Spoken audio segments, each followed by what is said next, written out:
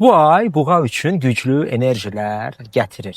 Özünü yenidən kəşf etmək istəyəcəksən. Xarici görünüşündə dəyişikliklər etmək arzusu yarana bilər. İnsanlar səni daha çox fərq edəcək. Özünə olan inamın yüksələcək.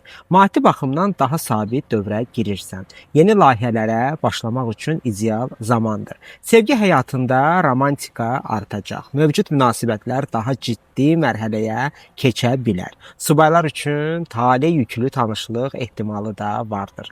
Sağlamlığına diqqət yetirmək vacibdir. Enerjini düzgün yönləndirsən, böyük uğurlar əldə edə bilərsən. Ümumiyyətlə may ayın əvvəli sırf sizin energetikanızdır, buğaların energetikasıdır. Ona görə də sabitlik, təhlükəsizlik çox belə deyim diqqətdə olacaq.